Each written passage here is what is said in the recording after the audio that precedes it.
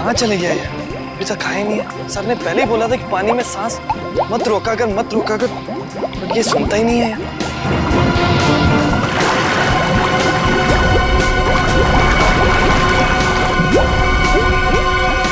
अरे इसे कुछ हो तो नहीं क्या? परम! खून! परम! परम!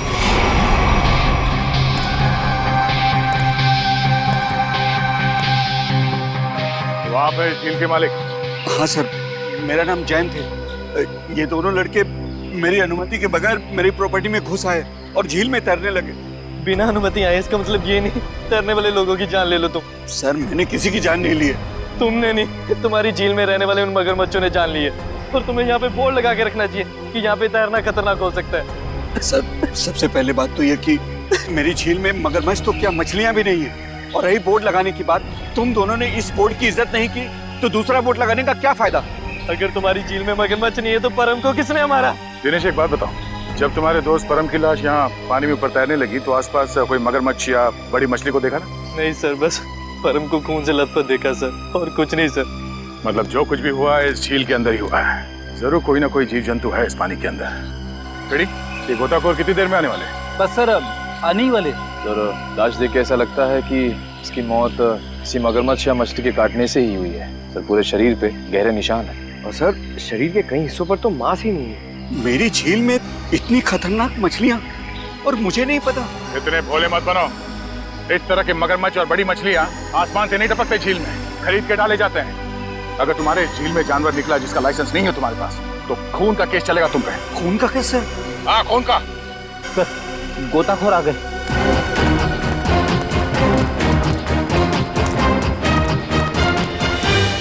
सर ये है विद्युत और ये है टीना। सर नेशनल लेवल का स्विमर था ये, अरे झील में अपनी रक्षा नहीं कर सका, इसलिए फिलहाल आप लोग इस झील में ना ही जाए तो अच्छा है। सबसे पहले हमें ये देखना होगा कि कोई और जान न जाए। सर हम लोग सुरक्षा के कुछ इक्विपमेंट्स लेकर आते हैं, शायद इससे ये खतरा थोड़ा कम हो जाए। ठीक है। सर क्या हम एक बार लाश को देख सकते हैं?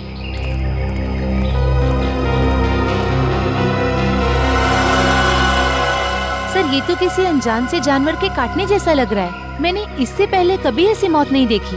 अब ये जानवर है या कोई मछली, ये तो फॉरेंसिक लैब में ही पता चलेगा। अच्छा आपका ये सेफ्टी इक्विपमेंट लाने में कितना देर लगेगा? सर यही कोई 2-3 घंटे। ठीक है। हाँ सचिन, क्या इसी तरह का हादसा? कहाँ पे? सलोरा झील।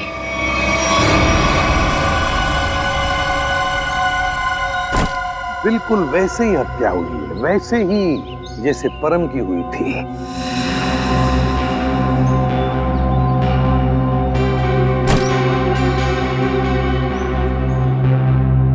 वैसे आप दोनों इस झील की देखभाल करते हो, मेरा मतलब है केयरटेकर हो आप लोग? जी सर, ये जमीन प्राइड कॉर्पोरेशन की है। ये झील, ये सारी प्रॉपर्टी प्राइड कॉर्पोरेशन की है, मतलब प्राइवेट प्रॉपर्टी है। जी। तो फिर इस आदमी को परमिशन किसने दी, इजाजत किसने दी बोटिंग की? सर ये झील आम जनता के लिए खुली हुई है, बोटिंग करने के लिए। एक बात बताओ, जब तुम दोनों ने इस आदमी की चीख सुनी तब तुम तुरंत यहाँ पहुंच गए? हाँ सर, लेकिन रास्ता थोड़ा उबड़ खाबड़ है, इसलिए यहाँ तक पहुँचने में 3-4 मिनट लग गए। और जब तक हम यहाँ पर आए ये आदमी दम तोड़ चुका था। सर बड़ी अजीब बात है, दो मौतें हुई और दोनों कुछ ही घंटे के अंदर, और दोनों के मरने की वजह एक अनजान रहस्यमय पानी का जानवर। हाँ सर, सर कहीं दोनों मौतों में कोई संबंध तो नहीं? कुछ न कुछ तो गड़बड़ जरूर है इस परम की और इस आदमी की। इन दोनों की कुंडली निकालनी पड़ेगी, पता चल जाएगा क्या संबंध है। पंकज सर कुछ मिला कैमरा में? हाँ सर, कुछ फोटोज हैं और ये बैग में से विजिटिंग कार्ड मिला है। सुमेर, इस बेचारे का नाम सुमेर है, फ्रीलांस फोटोग्राफर। पंकज जरा कैमरा दिखा।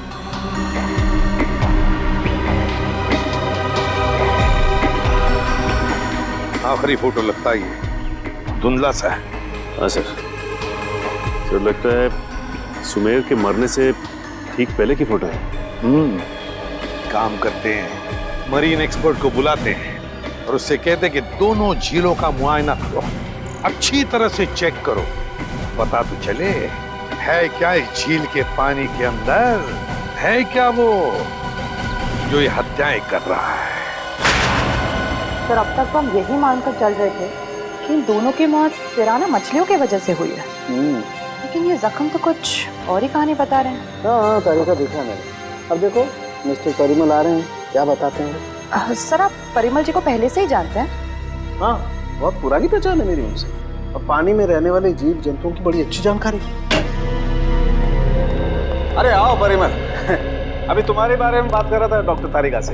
अच्छे लग रहे हो सालुंके, इतने साल बाद भी बिल्कुल नहीं बदले। हाँ नहीं खेती जो है। पर अफसोस हमारे मिलने की वजह इन दो लोगों की मौत है। सड़क के मैंने परिमल को इन दोनों लाशों के फोटोग्राफ्स भी दिखाए और उन दोनों झीलों पर भी लेकर गए हम जहाँ से ये लाशें मिली थी। बहुत अच्छा। तो परिमल क्या लगता है यार तुम्हें? मुझे नहीं लगता कि इन दोनों की मौत पिराना मछली के काटने की वजह से हुई है। परिमल जी इन दोनों लाशों पर जो जख्म के निशान है, जो दांतों के निशान है, वो पिराना मछली के ही है।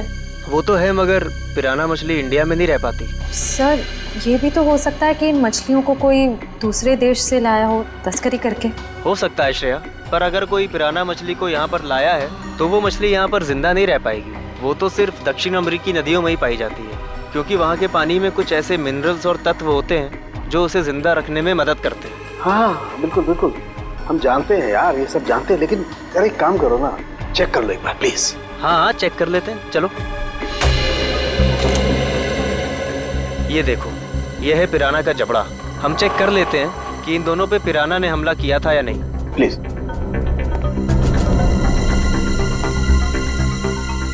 ये देखो, ये दांत कितने नुकीले हैं, और ये जख्म,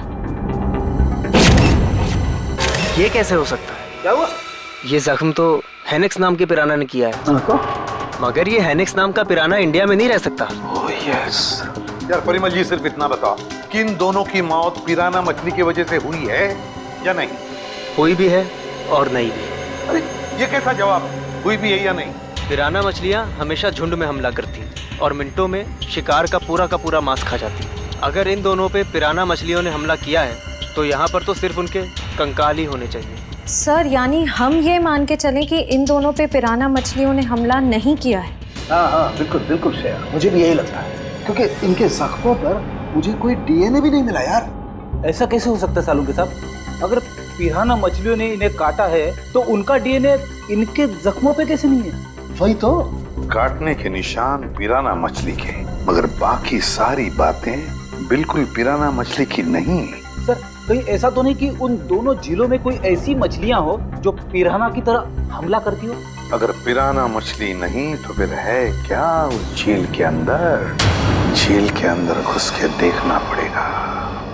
देखो, हमारा अंदाजा है कि इस झील में पिराना मछलियां हैं जो झुंड में इंसान पर हमला करती है और कुछ ही मिनटों में देखते ही देखते इंसान का मांस नोच के खा जाती है। तो आप लोग ये खतरा उठाने के लिए तैयार हैं? हाँ सर, हमारी हमेशा से ही ख्वाहिश थी कि हम लोग कभी सीआईडी की मदद करें आपका केस सॉल्व करने में, और आज हमें वो मौका मिल ही गया। Very good. और वैसे भी सर, हम लोग अपनी सुरक्षा का इंतजाम पहले से कर चुके हैं, और अगर मछलियों ने हम पर हमला किया तो इस पाइप के जरिए हम लोग पानी में एक ऐसा तरल पदार्थ डालेंगे जिससे मछलियों का सांस लेना मुश्किल हो जाएगा और वो उल्टी दिशा में भाग जाएंगी। अरे मछलियों की जान तो नहीं चली जाएगी? नहीं सर, ये सिर्फ मछलियों को दूसरी दिशा में भगाने के लिए है। सर अगर और किसी जीव जंतु ने 1 मीटर से पास आने की कोशिश की तो ये रेड बजर अपने आप बच जाएगा और हम सचेत हो जाएंगे। जाओ पंकज, वैसे तो तुम बहुत बातें करते हो, आज इतने शांत क्यों? सर मौत के मुंह में जाने से पहले इंसान कुछ कह ही नहीं पाता है। मुझे तो बस इस बात का डर है कि ये पिराना मेरा बारबेक्यू ना बना दे। ऐसा कुछ नहीं होगा, ये हमारा बहुत ही होनहार ऑफिसर है, इसका अंदर भी जरा ख्याल रखना। जी जरूर सर। All the best. चलो चलो। पंकज,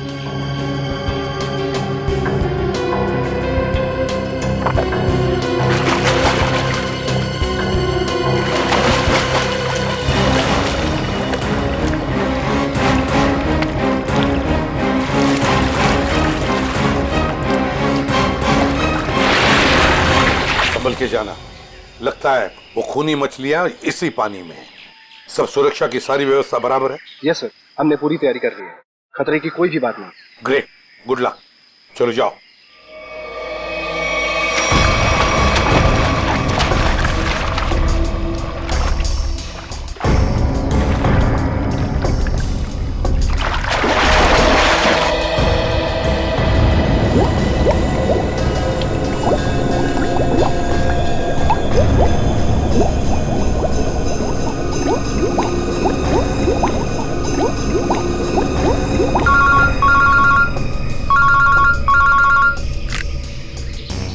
अरे हाँ, अभी अभी विद्युत और निखिल दोनों पानी में गए हैं। हाँ 10 मिनट हो चुके हैं। हाँ देखते हैं।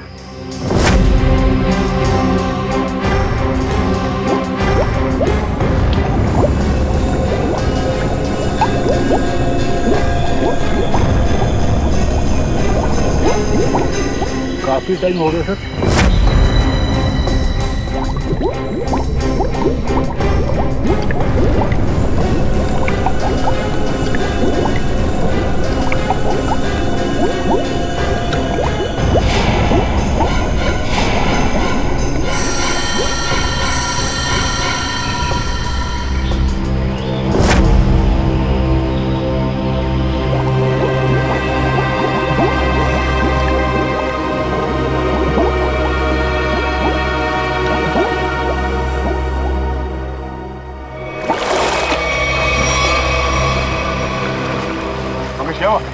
सर मुझे कुछ नहीं मिला, ये लोग और अंदर गए।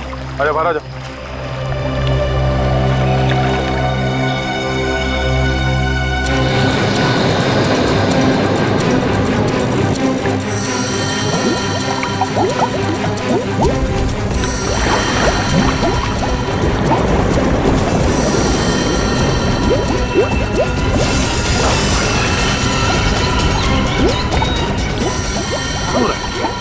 निखिल, विद्युत!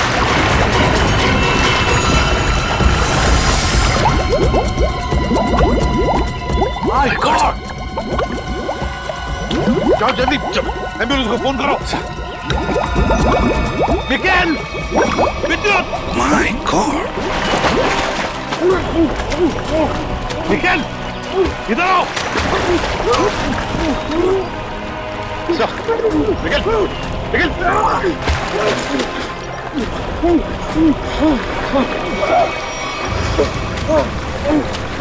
निखिल!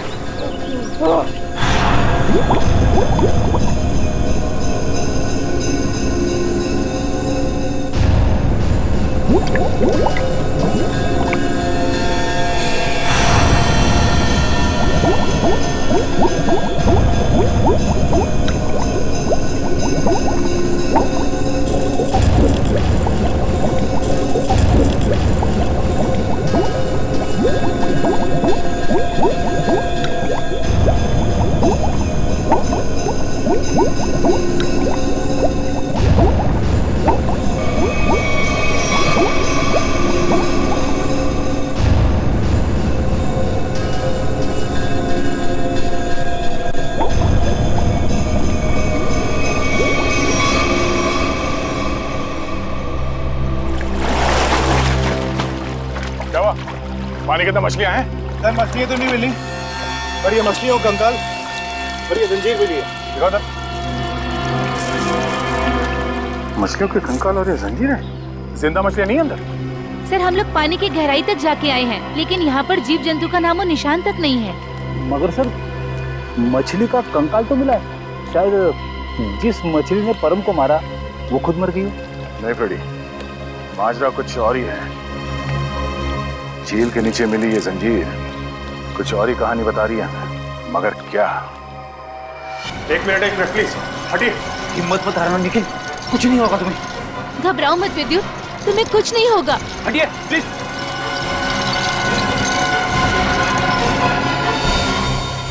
अगर मुझे पहले पता होता कि वहाँ पर ये सब होगा तो मैं विद्युत को कभी पानी में जाने नहीं देती। हमें भी अंदाजा नहीं था कि अंदर ऐसा हादसा हो जाएगा।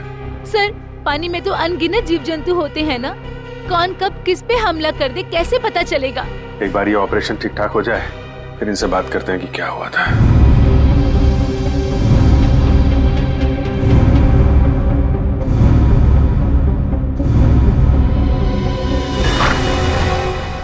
अब कैसे हैं दोनों? जी हाँ, अब वो दोनों खतरे से बाहर हैं। आप लोग ठीक वक्त पर इन्हें यहाँ ले आया। डॉक्टर साहब, क्या हम उनसे मिल सकते हैं? जी हाँ, क्यों नहीं। डॉक्टर साहब एक बात और, हमें उनके खून का और खाल का सैंपल चाहिए फॉरेंसिक टेस्ट के लिए। ठीक है, मैं नर्स को बोल देता हूँ।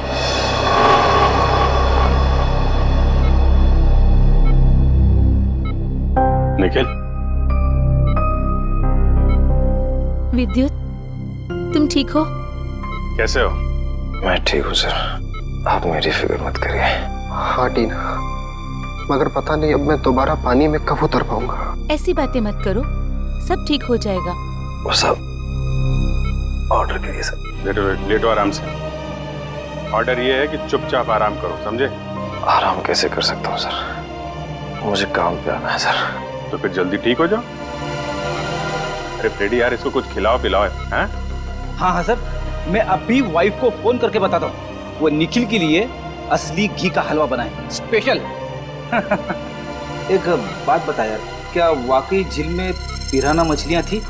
पता नहीं सर, उस झील में किसने हम पे हमला किया हम देख नहीं पाए सर। झील का पानी तो बिल्कुल साफ था ना? हाँ सर, झील का पानी तो एकदम साफ था, लेकिन वो बॉक्स की टूटी हुई सील मिली। उसके बाद झील में एक अचानक धूल भरा तूफान आया सर। क्या? धूल का तूफान? हाँ सर, वो तूफान इतना भयानक था सर कि मैं और विद्युत एक दूसरे को देख भी नहीं पा रहे थे। और सर, इससे पहले कि हम लोग कुछ समझ पाते, शायद उस पिराना ने हम पे हमला कर दिया। अगर वहां पे पिराना मछलियां थी तो इतनी जल्दी गायब कैसे हो गई? तो वहां कुछ और ही चक्कर है। थैंक यू वेरी मच विद्युत, आपने हमारी बहुत मदद की है। प्लीज सर, शर्मिंदा मत कीजिए। सीआईडी की मदद करना तो मेरे लिए गर्व की बात है। सर, ये केस तो दलदल में फंसता ही जा रहा है। अब तक तो हमें यही समझ में नहीं आ रहा था कि ये जो दो मौतें हुई हैं वो पिराना मछलियों की वजह से हुई है या नहीं, क्योंकि एक झील में हमें पिराना मछलियां मिली थी और एक झील में नहीं मिली थी। वही तो फ्रेडी, पिराना मछलियों की झील में जो ये धूल का तूफान आया था, इस तरह का तूफान पानी में कभी नहीं आता। कोई ना कोई चक्कर तो जरूर है फ्रेडी। लेकिन सर, उस झील में हमें पिराना मछलियों की हड्डियां मिली थी, इसका साफ साफ मतलब है वहां पे पिराना मछलियां थी। नहीं फ्रेडी, इस बात में भी कुछ ना कुछ गड़बड़ जरूर है, क्योंकि पिराना मछलियां इंडिया में रह नहीं सकती, तो फिर उनकी हड्डियां आई कहाँ से? और इसी बात का पता सालों के साथ लगा रहे हैं कि हड्डियां कितनी पुरानी है। देखो, हड्डियां कितनी पुरानी है ये पता लगाने में तो थोड़ा वक्त लगेगा, लेकिन फिलहाल मैं तुम्हें एक और कमाल की चीज दिखाता हूँ। ये देखो, ये दोनों जख्म उन जख्मों के माइक्रोस्कोपिक वर्जन। ये वाला जख्म है विद्युत का और ये जख्म है निखिल का। जरा गौर से देखो। सर, ये जख्म तो बिल्कुल वैसे ही हैं जैसे उन दो लाशों पर थे। बिल्कुल ठीक कहा श्रेया, ये जख्मों के निशान ठीक इस पिराना मछली के जैसे ही। ये जख्मों के निशान तो पिराना मछली के हैं और ये निशान हमें कुछ बता रहे हैं। गौर से देखो। सर, इनमें तो जख्मों के अलावा कुछ भी नहीं है, इन दोनों के रेड ब्लड सेल्स हैं बस। एग्जैक्टली, यही कमाल की चीज। ये जख्म अगर पिराना मछली के काटने से बने तो यहाँ पर रेड ब्लड सेल्स के साथ साथ पिराना मछली का सलाइवा भी होना चाहिए था, लेकिन यहाँ पर उसके कोई ट्रेसेस नहीं है। यही कमाल की चीज है। हाँ सर, ये तो वाकई कमाल की बात है। फिर ये है कौन सी मछलियाँ? काटती तो है लेकिन अपना डीएनए नहीं छोड़ती। दुनिया में ऐसी कोई मछली नहीं जो किसी को काटे और अपना डीएनए ना छोड़े। ऐसी मछली हो ही नहीं सकती।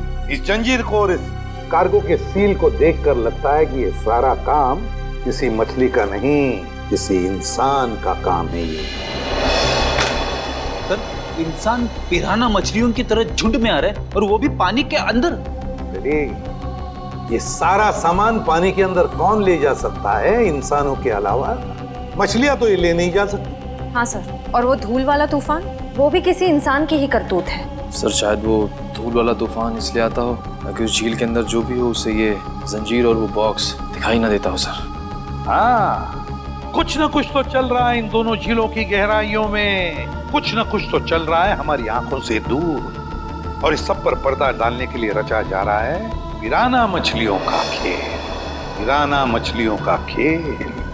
CKJ890 और KATH62 पता लगाना पड़ेगा किस कुरियर कंपनी से, किस कार्गो कंपनी से ये पार्सल आए हैं और किसके लिए आए हैं ये पार्सल। मेरा नाम अनिकेत है और मैं यहाँ का चीफ ऑफिसर हूँ। अनिकेत जी जरा प्लीज हमारी मदद कीजिए। ये जो रिसीट है इस पर जो शिपिंग कोड्स हैं, क्या आप इसे बता सकते हैं कि ये पार्सल्स किसने भेजे थे और कहाँ भेजे थे? जरूर सर। CKJ 890 देश के दक्षिणी पश्चिमी भाग का कोड है सर। वरुण जरा हमारे रिकॉर्ड में देखो। जी सर।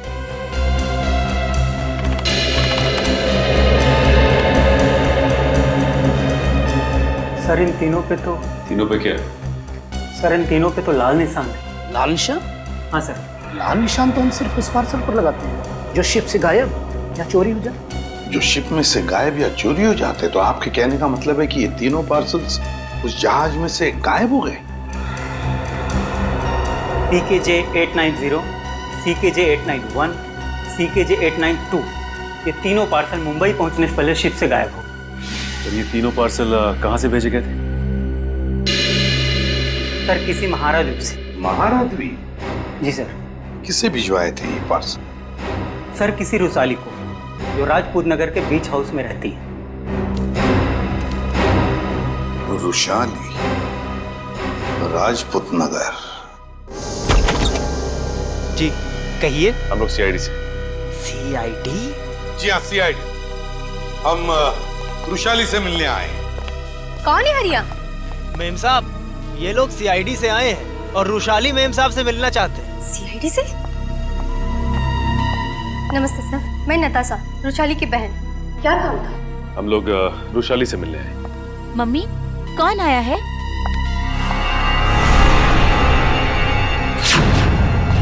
टीना, तुम? AC पे सर, आप? देखो टीना, हम रुशाली से मिलने आए। मेरी मासी से। रुशाली तुम्हारी मौसी है? क्या हुआ?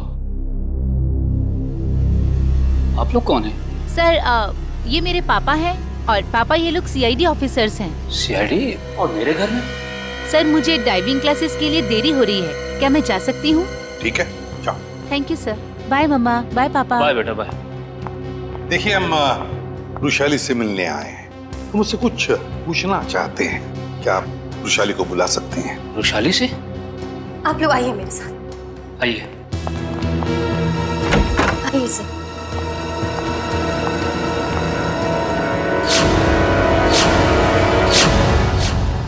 ये रुशाली है? जी सर, यही है रुशाली, मेरी बहन। क्या हुआ क्या इन्हें? सर दरअसल एक हफ्ते पहले सलोरा झील में एक हादसा हुआ था, जिसकी वजह से रुशाली को लकवा मार गया। आपने सलोरा झील का? जी सर। ऑफिसर, अब तो आप बता दिए कि आपको रुशाली से क्या बात करनी थी। ठीक है, बता ही देता हूँ। वो जो पिराना मछली वाला मर्डर केस है, उसमें रुशाली का गहरा संबंध है, ऐसा हमें शक है। सर रुशाली का इन सब चीजों से क्या लेना देना है? सचिन, वो कार्गो वाली रिसीट दिखा। ये देखिए। महारा द्वीप से 3 बक्से रुशाली को कुरियर किए गए। तो क्या इन 3 बक्सों के बारे में आप लोग कुछ जानते हैं? पर ऐसे कोई बक्से तो यहाँ तक पहुँचे ही नहीं। हाँ, वैसे तो इसमें से 2 बक्से हमारे पास है। वो 2 बक्से हमें मिले 2 झीलों में से। झील के अंदर बक्से? जी हाँ, और उसमें से एक झील है सलोरा झील, जहाँ पर रुशाली के साथ ये हादसा हुआ। सर उन बक्सों में था क्या? वही तो पता लगाना है हमें, और ये भी जानना है कि उस तीसरे बक्से में है क्या, और ये तीसरा बक्सा है कहाँ। देखिए, आप बुरा मत मानिए, लेकिन हम आपके घर की तलाशी लेना चाहते हैं। तलाशी? जी हाँ, तलाशी। सचिन, फ्रेडी, घर की अच्छी तरह से तलाशी लो।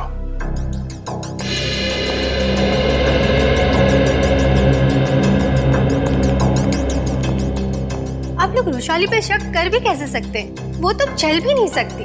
देखिए मैम, रुशाली की हालत तो अब 1 हफ्ते पहले की है, मगर ये जो सारा चक्कर है ना इन बक्सों का, वो बहुत दिन पहले से है।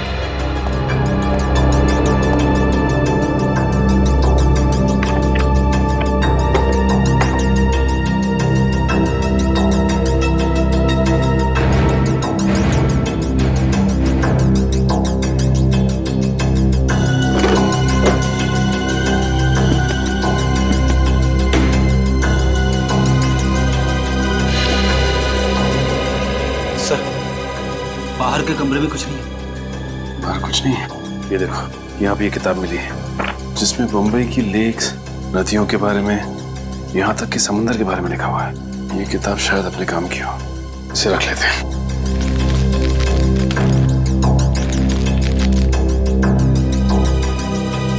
सर, कमरे में कहीं पे भी तीसरा बक्सा नहीं मिला। कहीं पर भी नहीं मिला? नहीं। लेकिन सर एक किताब मिली, शायद हमारे काम की। अगर आपको इतराज न हो तो ये किताब हम ले जाना चाहते हैं। ले लीजिए। Thank you very much. और सॉरी हमने आपको थोड़ी तकलीफ दी। हमारी यही इच्छा है कि रुशाली जल्दी ठीक हो जाए।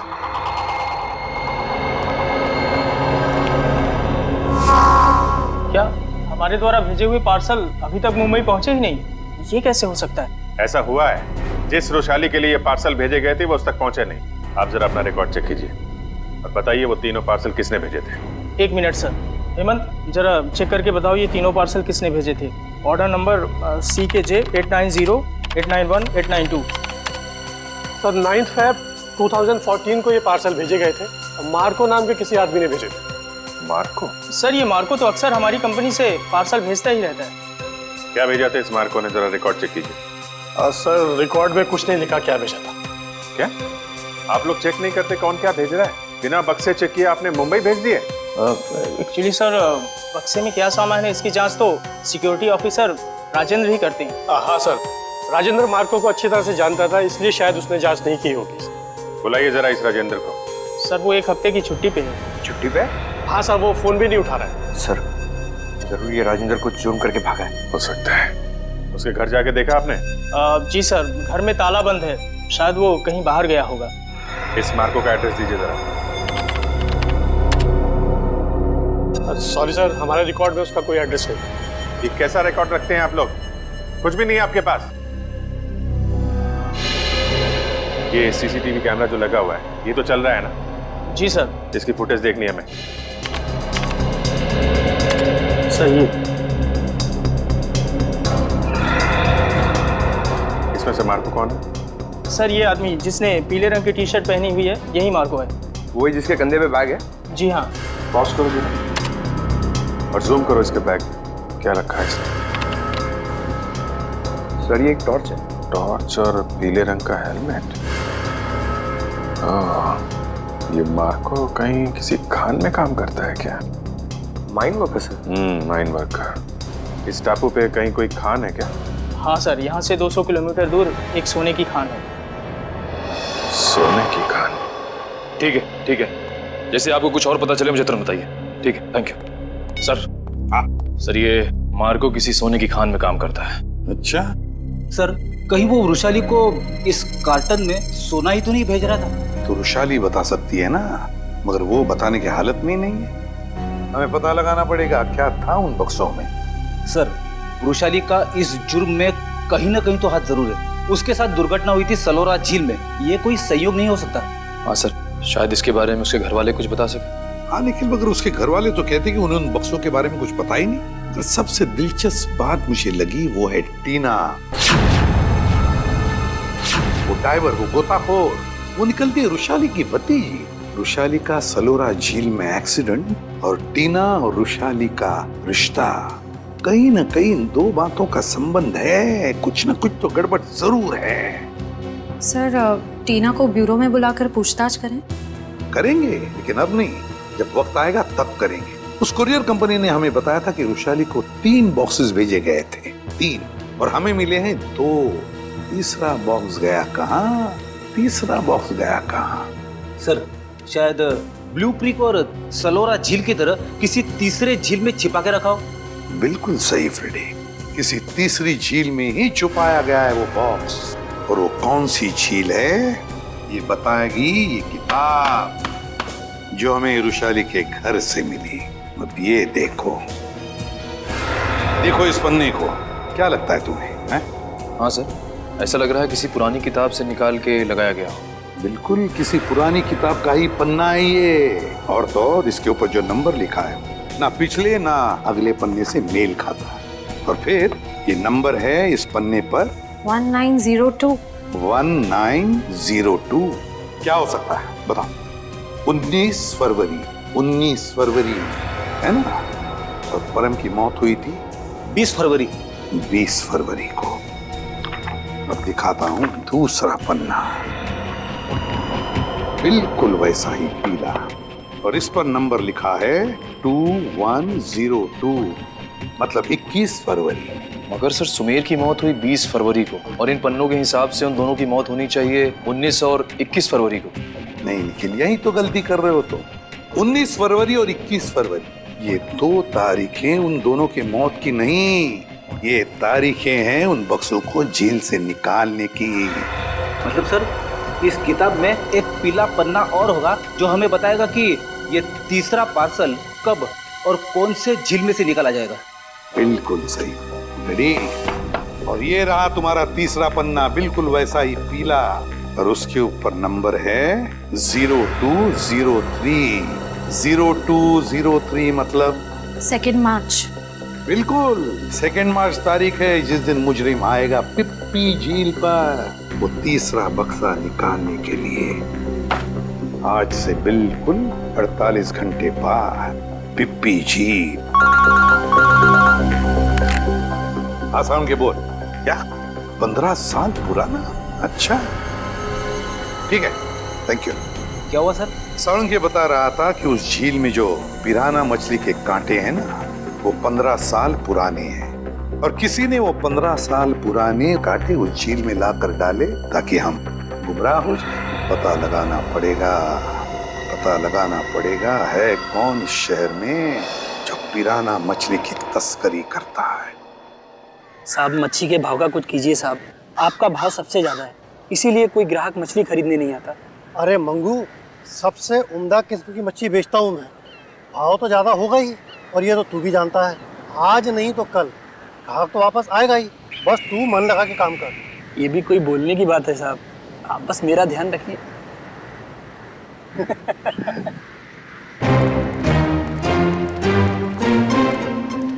Hello sir. Tupur. Me Tupur. All this my fish sir, tell me what you wanting. ये सब मेरा मच्छी sir. Very good, excellent. We want piranha. Piranha मच्छी मांगता है। वाह साहब, आप तो टकाटक हिंदी बोलते हैं। हमको पिराना मछली मांगता जिंदा, और उसका पुराना हड्डियां भी मांगता है।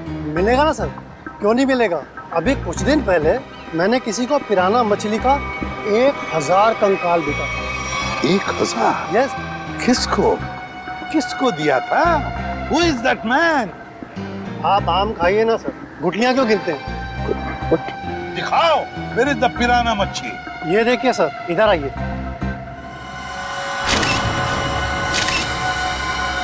ये देखिए सर, उसने मेरे को इनके जबड़े में छेद भी करवाया था सर। जबड़ा।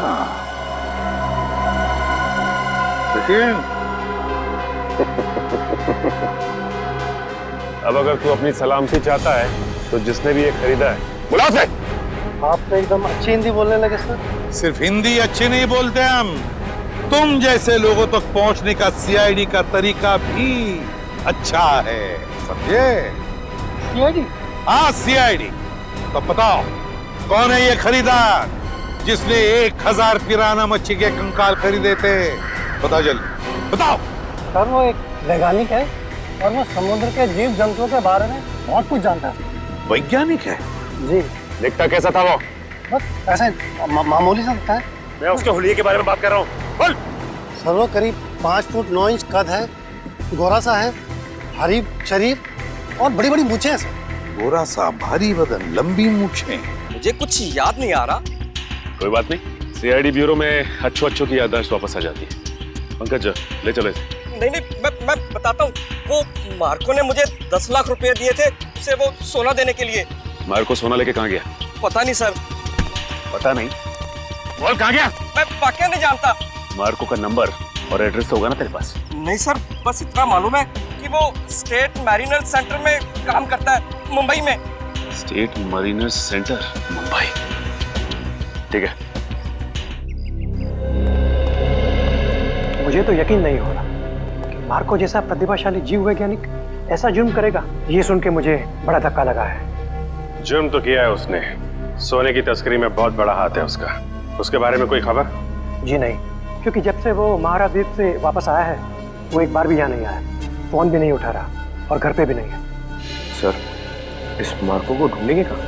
सर, मेरे ख्याल से इस मामले में मार्को की असिस्टेंट आपकी कुछ मदद कर सकती है। बुलाइए जरा उसे। ठीक है सर।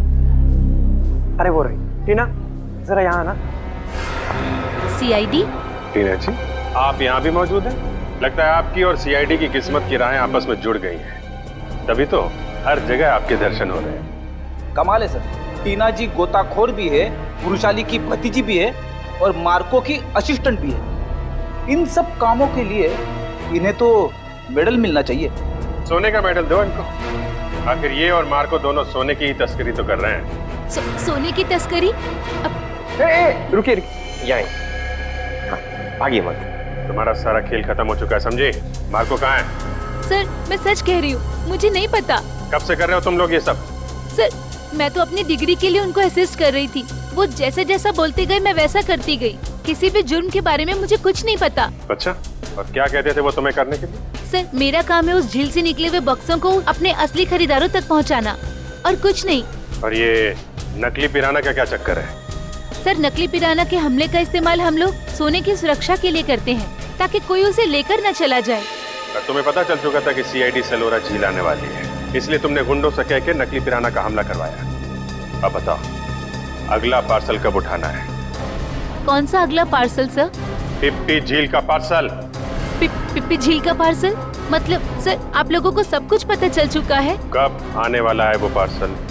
सर, वो आज शाम 5 बजे। शाम को 5 बजे।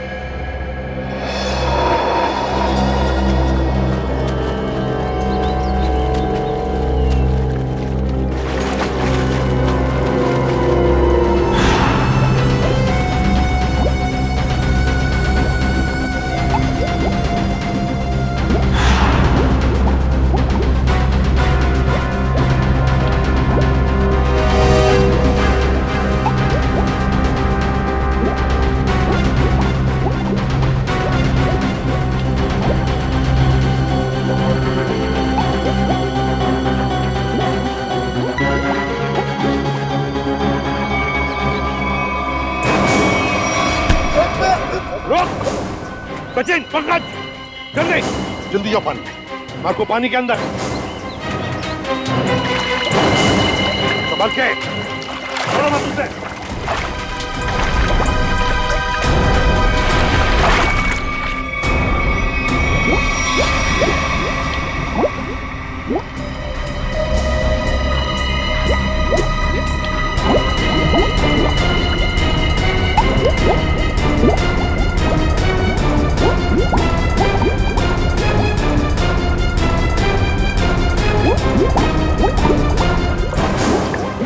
तुम दोनों ले जाओ इधर, मुंह नीचे। अगर हिलने की कोशिश की ना तो गोली मार दूंगा। चल चल।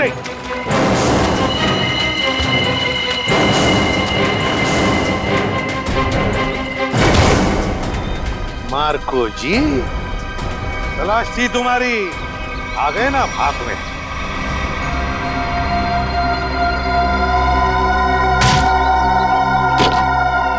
इसमें तो सोना है सर। और सर, वो पिराना मछली भी लोहे की है, बैटरी से चलती है। अच्छा, और नीचे सर कैमरास भी लगे हुए बॉक्स के पास।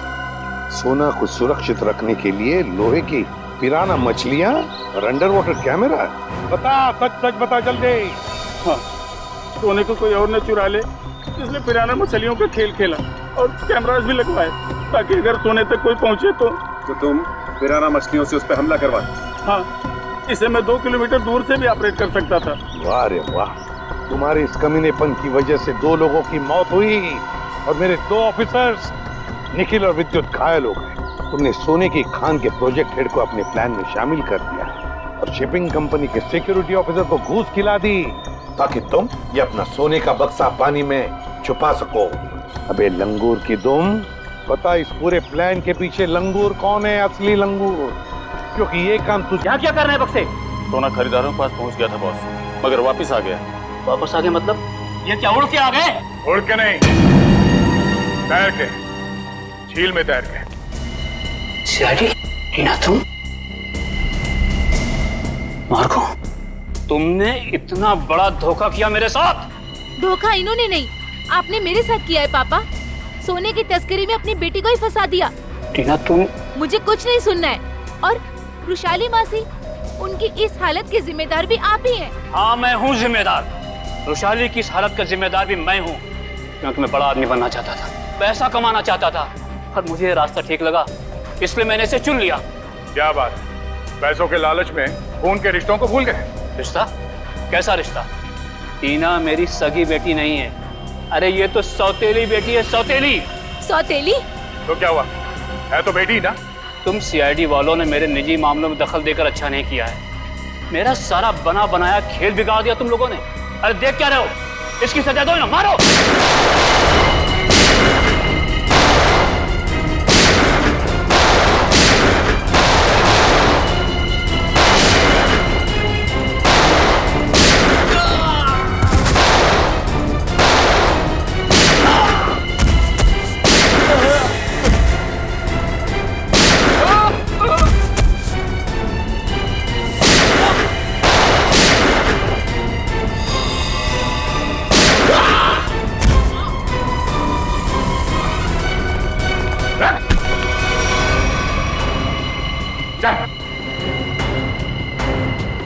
सोने की तस्करी की, सीआईडी वालों पे गोलियां चलाई, अपने परिवार वालों को धोखा दिया।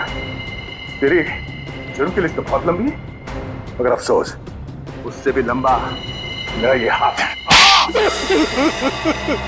मैंने नताशा से पैसों के लिए शादी की थी, लेकिन नताशा की बहन रुशाली सारा पैसा अपने कब्जे में रखती थी। वो एक एक रुपए का हिसाब मुझसे लेती थी। तो इसलिए तुमने सोचा कि क्यों ना एक तीर से दो निशाने लगाए जाए, तस्करी से दौलत कमाई जाए और रुशाली को उस हालत में पहुंचाकर उसकी दौलत भी हथिया दी जाए। और मेरे दिमाग में ये प्लान मार्को से मुलाकात के बाद आया, क्योंकि मार्को एक जीव वैज्ञानिक था और मैंने सोचा क्यों ना उसके ज्ञान का फायदा उठाया जाए, इसीलिए मैंने सोना जो झील में छिपा दिया। और अगर कोई उस झील में उतरे तो उस पर नकली पिराना वाले हमला कराए जाए, ताकि लोग डर के मारे उस झील के पास न जाए। बड़ा ही आराम से हमारा ये जुर्म का कारोबार चल रहा था। मैंने पार्सल भी रुशाली के नाम से बुक कराया था, ताकि कभी कानून की नजर इस कारोबार पर पड़े तो शक मुझ पे नहीं, रुशाली के ऊपर जाए। मगर अफसोस, सीआईडी की टीम ने तुम्हारे इस घटिया प्लान की धज्जियां उड़ा दी। अब जेल में बैठ के खेलते रहना, पिराना पिराना, फांसी का ऑर्डर आने तक।